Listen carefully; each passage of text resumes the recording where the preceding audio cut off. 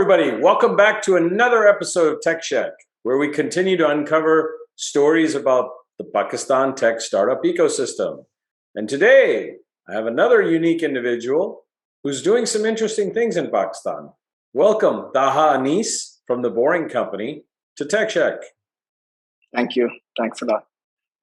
Well, as we do Techsheck style, let's jump right in. Taha, tell us a little bit about you, and then let's learn a little more about the Boring Company.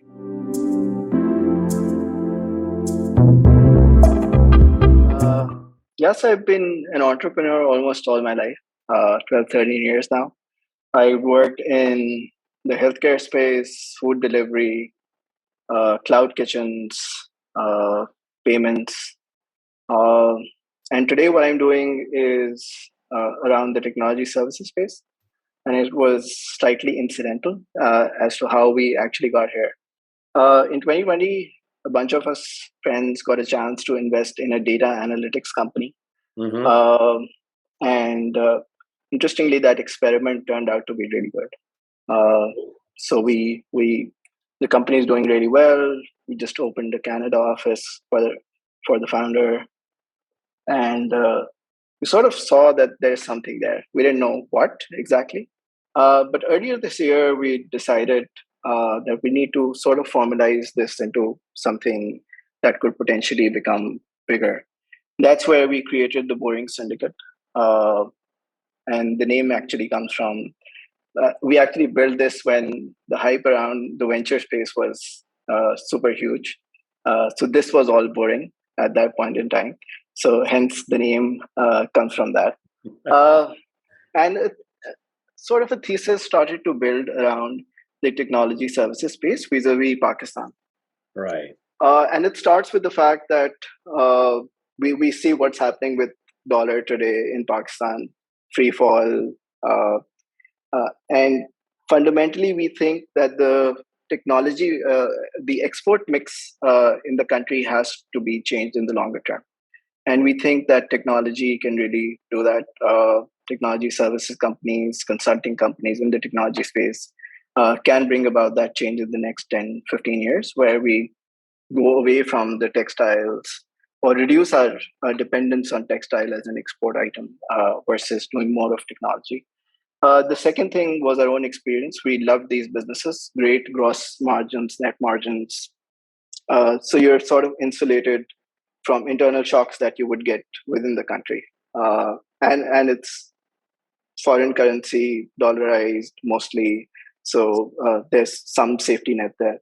The third has been our learning, what we've seen, talking to some industry professionals as well, is ideally how these companies could shape the future of workforce in the country. So a guy in Pakistan, let's say, gets to work on an AI project in Germany. I think that's when the knowledge transfer really happens to Pakistan, and the entire ecosystem gets to benefit from that. So based on this thesis, we decided we want to do more. So far, we've invested in 7 of such companies. In the next year or so, we want to do 10 to 15 more investments within the space. We look for founders who have 7 to 10 years of experience in a certain space, and we sort of help them de-risk their entrepreneurial journey. Very interesting. That's cool. And just out of curiosity, so the mission behind the Boring Syndicate, is it purely a for-profit? Is there a non-profit component? Well, I didn't fully understand what you're trying to achieve with that. It is a for-profit investment company. So we are not a fund as of yet. I mean, we're still testing waters in terms of what it really means.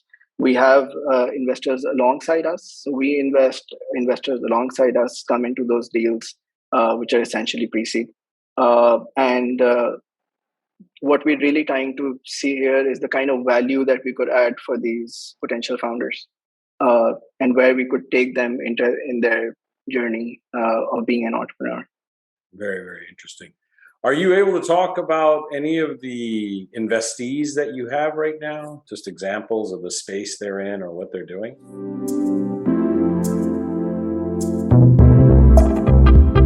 Sure. First one I've already mentioned, Ascend Analytics. It's a data science company. So in the last 2 years, they have 25 plus people. The founder just moved to Canada. We're now building the company from there. One of the learnings has been of building the business development and sales offices outside of Pakistan. That really benefits these companies in bringing the work back to Pakistan. Sure. The others are in the marketing space. So one is in the SEO, content marketing. The other one is B2B lead gen, B2B marketing, lead gen. And then we have another one, which is accounting and financial outsourcing company. The founders are based in the Middle East, Okay. and their focus of acquiring customers comes from there. And while they would be using the local talent to sort of get the work done. And we've done one more investment in a design studio. Okay. And a couple of more are in the pipeline that I cannot share right now. No worries. That's fine. So, out of curiosity, if one was interested in getting your services or assistance, how's the best way? Do you find them, or do they come look for you? What does that typically look like?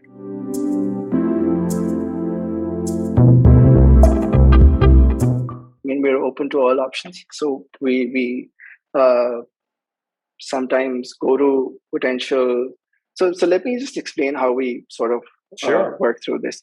Um, so our ideal person is someone who is 8 to 10 plus years of experience Got it. working in a certain company, either in or outside of Pakistan. We don't, it doesn't really matter to us. So Sure. even if the founder is based, let's say, in the Middle East or Europe or US for that matter. And we sort of help them in terms of establishing the company. We understand what the requirements might be in terms of funding. We build some sort of a business model with them.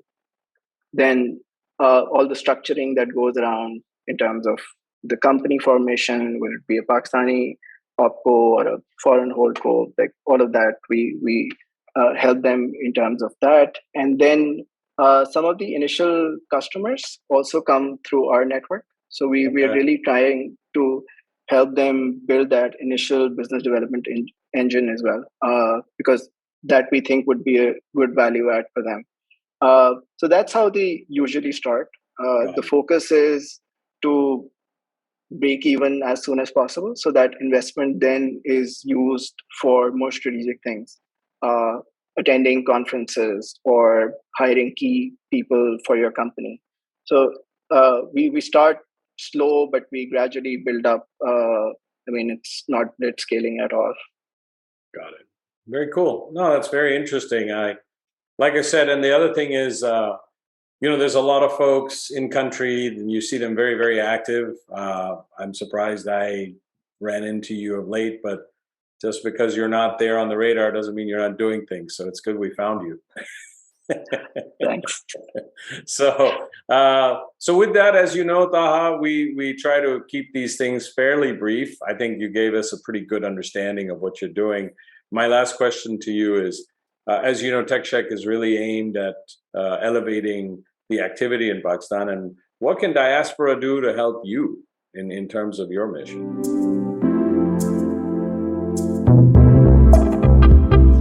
Uh, so the more I get into this, I understand. So many of these uh, Indian companies have done phenomenally well, Yep. and that's primarily because of their diaspora. So Sure. I think the Pakistani diaspora, which is super well settled in doing some great things, either in US, Canada, Europe, and I think they're super helpful in sort of getting the business. for some of these companies. They could become potential founders. So that's one way of like sort of taking this mission forward. Right. The second would be of, and we continue to think about this, whether we can build a sales engine or a business development engine with some of those folks who are sitting Mm-hmm. outside. Right. And that could be great, right? So like 7 or 8 companies could be represented by one company based Got it. out of London or New York. Yeah. And the founder there could really do a mix of consulting and delivery. Consulting is where you get the premium as far as these services are concerned. Sure. And then delivery is sort of fairly benchmarked against the world. You would get $30-40 an hour kind of rates for that. I think that's another way how they could help. The third would be, I mean, you could reach out to us if you are interested in sort of becoming part of the syndicate and investing in some of the companies that we're investing in. I think that's super helpful for those founders to have someone on the cap table that can help them uh, learn through the ropes and understand what it means to be an entrepreneur. Excellent. Well, thank you very much. That seems very, very helpful. And as you know, the mission here at Techsheck, let's keep promoting what's working in Pakistan. There's too much negativity all the time. So we say, let's focus on the positivity. And with that, I want to first thank you very much for coming on the show. I really appreciate your time. Thanks a lot for having me. And to our subscribers, as you can see, a limitless stream of potential and talent in the country. We just have to keep showcasing and highlight what works. And that's what we're trying to do here at Techsheck. So if you could please continue to like, share, and subscribe. Let us know how you feel about what we're doing and send us more references for people to have on the show. And with that, I bid you all Allah Hafiz.